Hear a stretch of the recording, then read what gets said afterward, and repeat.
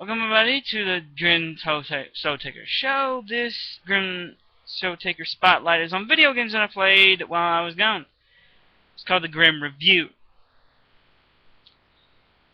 This tells us that I don't want to butcher the name, so you can read the title right there. It's one of the Tales games. It's good. I want to play Tart 2. I haven't beat it, but it's already turned. I'm probably more than a third way through it, maybe almost to the end. It's real good. First, so really come play this on first impressions. I liked it. I liked the way the combat was and all of that. And plus, I'm playing the boy. I prefer to beat somebody up with my fist than use a sword or a gun, sword, whatever. 5 out of 10. 5 being great, 1 being the worst. This gets a 4.5. The graphics weren't that bad. Wasn't the graphics. Gameplay is great, but some of the combos I found pretty taxing on myself. In other words, I couldn't read it. I was playing on a smaller TV, actually a much larger TV. I'll probably have to play it online to see how it is. It's 4.5. Great game. Okay. Next up, Marvel Ultimate Alliance. Good story, Civil War storyline. If you know what the Civil War is, it's where Captain America fought Iron Man for the rights for superheroes to wear masks. And basically, they're taking something like this storyline right here, to the X-Men. Oh yeah, this also got the Secret War on here too, part of it, which was great. Found it very funny. You can go around upgrading your heroes after you beat it. I beat it the entire game 3 or 4 times, all the way up to superhero, whatever you call it, the hardest mode. I had my choices of characters. My team was Ms. Marvel, Wolverine, of course, Luke Cage, and another lesser-known superhero, Iron Man, Iron Fist. Why did I play those characters? Because they're underrated superheroes. Ms. Wolverine isn't, but Iron Fist and Luke Cage are. And they got some great powers. I mean, Iron Fist acted as a healer. I made him built him as strong as I could, but also built up his healing ability. That way he could heal. He could heal as long as they're in a group. He could heal them all. And Luke Cage, he's a freaking awesome fucking tank. He do damage and take damage. I barely took anything. Wolverine will come on, I mean, healing factor. You can kick that in. You jump that. I jumped so high where the bosses weren't doing crap. Ms. Marvel. Energy attacks don't hurt this woman once you get something built up. The immunity to it built up, they don't do nothing. And she's impervious. Get that impervious body, bullets bounce off of her. So basically, I built the ultimate freaking impervious team. I did use the stone guy, you know, Fantastic Four guy, and I checked out some of the ones that you unlock, but nah, my team stuck with my team. Combat, great. Graphics, come on, it's a early PS3 game, so yeah. Not that bad. Story, like I said, it's the Civil War storyline. It was great. It was a good storyline. Not completely, but went off bases when, well, I won't ruin it for you if you haven't played it already. This gets a grim rating of, because of lack of superheroes, and I couldn't be She-Hulk, which pissed me off. This type of game shows a character and you don't get to be them. You unlock a bunch of superheroes, but 24 superheroes, I think is what it is. Yeah, 24, and you get Green Goblin and freaking Venom. Did not like this for the case in point. Not enough heroes. Great combat. Not enough heroes. I picked this up because I wanted. I thought you could be multiple man, which sucked. It couldn't be multiple man. I wanted to be multiple man. Favorite Marvel character was multiple man. Couldn't be him. And you unlock the Nick Fury with all those abilities, and I'm like, I'd rather unlock a lesser known hero than a freaking cybernetic Nick Fury. But yeah, it's a good game. But lack of heroes, 3.4. No, a 3. It gets a 3 for lack of heroes. I'm rating the 3. It pissed me off. Alright, next up. Yeah. Old games, I know. Dead Alive. Look at this. Dead Alive 5. There's another one coming out pretty soon. I loved it. Great graphics. I hadn't seen them in HD. I bet you're even better. The clothing that you can buy and all that, I haven't bought any of it because it's a waste of money in my opinion. Plus how much I want for these damn unlockable clothes and shit. God. Great. I mean, I got to be Kasumi. Surprisingly good story, even though I switched around from everybody in the daggum game, which pissed me off because I just wanted to play Kasumi's side of the story, but this is going a little bit further. The combat's great. I hated being that. Hated being one of the new guys. That guy, I believe he's right there. I hated that guy. I hated being him. He's a pissant, pain in the ass. Then this little girl in the back. You see her? I don't know her name. I hated being her. Combat on her is slow. The girl in that one right there. I hated being her. But the combat was slow with her, but everybody else was great. It was fluent movement. Come on, you got to be Hayabusa. What game isn't that good? I mean, Ayame, she's good. Half the characters on here were worth playing as, besides the ones that they got from Ultimate Fighter, I think it was, or one of the games. Well, this guy and that blonde chick, I didn't like that shit. They had no point in the story. And then there was that Justin Bieber boy. I didn't like him either. He's not on here. Every other thing's fine. Oh yeah, that gets a 4.2. Because I didn't like to switch around with the damn story. I didn't like that shit. I prefer arcade, but that don't have a story to it. Alright, not anymore. Last up. Last two. Skyrim Legendary Edition. Oh man, Heartfire. Whew, good Young House. Adopt the Kids. And the Dongar thing. And well, it's got everything in it. Dragonborn. That storyline's pissing me off a bit. I've completed it. I don't like going in Tentacle World and crap like that. That's fucking creepy as hell. Why is it in every Elder Scrolls game there's that DLC having to do with one of the Daedra?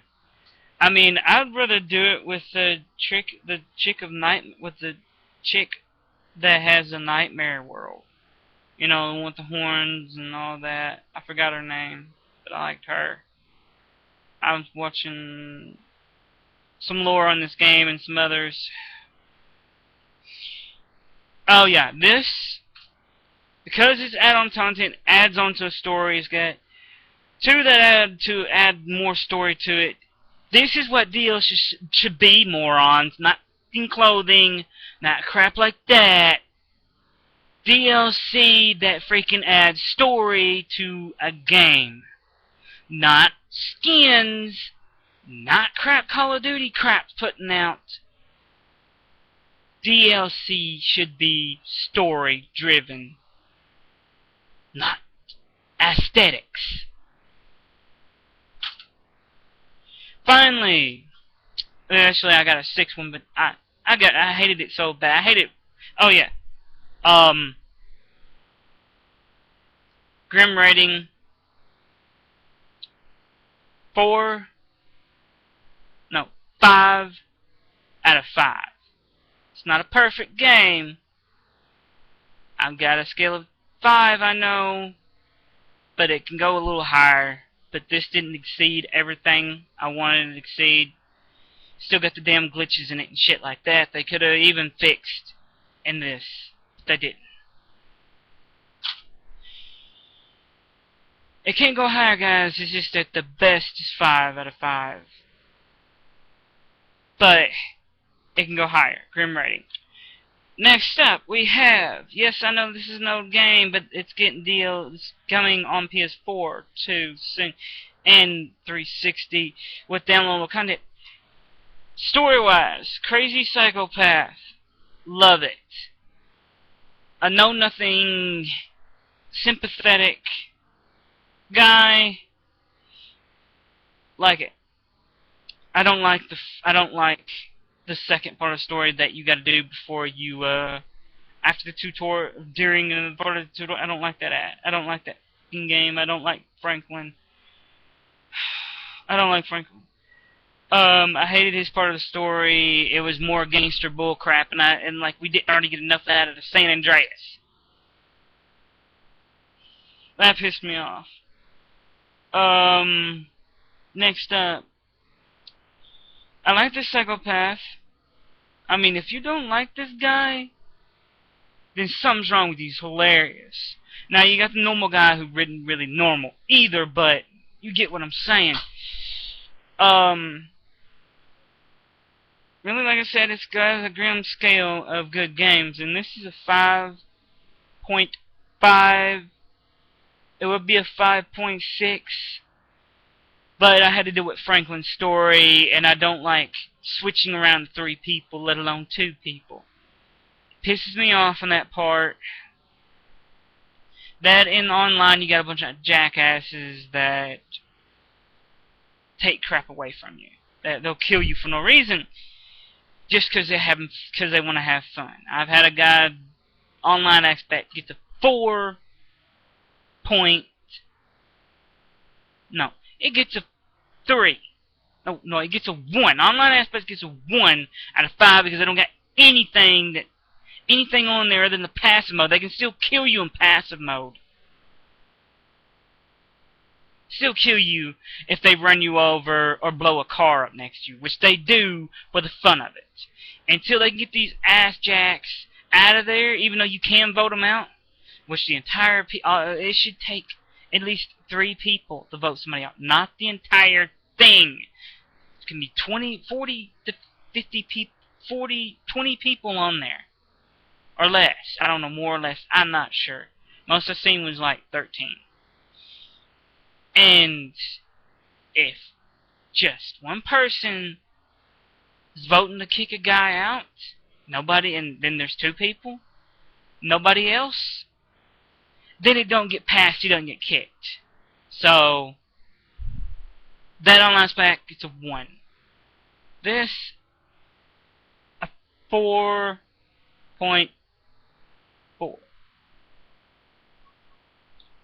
Yeah, I know. Franklin killed it. In my opinion. I didn't like his part of the story.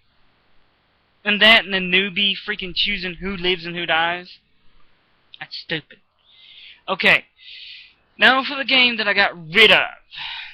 I hated it so bad it gets the lowest score. Graphic-wise. It was a new next-gen PS3 game. It was this gen and new gen.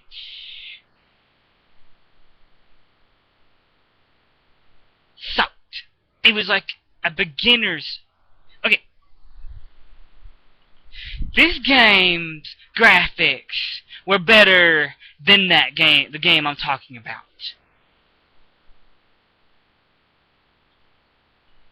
And this has got some pretty bad graphics. Graphic-wise, It's 3.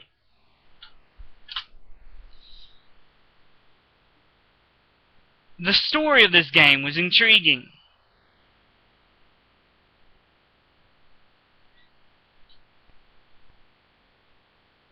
The game itself, the combat, was intriguing. They all got pretty much a 4. Besides graphics. Graphics get a 1, -1. A -1 for this game's graphics. A -1. Yeah, that's... No, it can go lower. Should say a -100. There you go.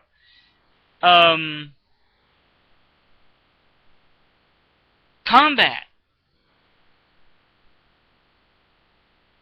Pathetic. Gets a 3. I'm only going to do this for the games that were this awful. And rate everything. Controls. Easy. It's a 4.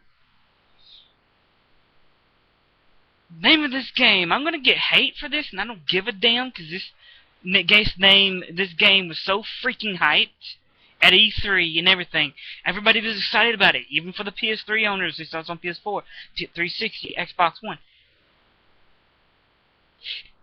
The game I am talking about, boys and girls, is Watch Dogs. This game sucked fucking so hard. So hard. They hyped it so fucking much. We thought we were going to get a good game. It wasn't. It sucked. It sucked. The story was good. They were going good. But then you had these stupid, repetitive tasks that even Grand Theft Auto does better. Why am I comparing? Because it was an open world game.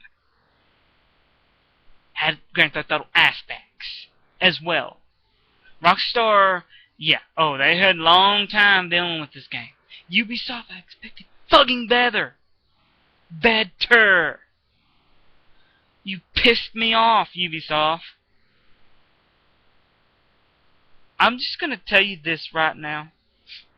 Why if you're a hacker, even now you can you can get computers and hack it. To tell you where this person is at all times, and even transfer an app of the person's GPS on the phone. And you can even turn his phone on remotely now.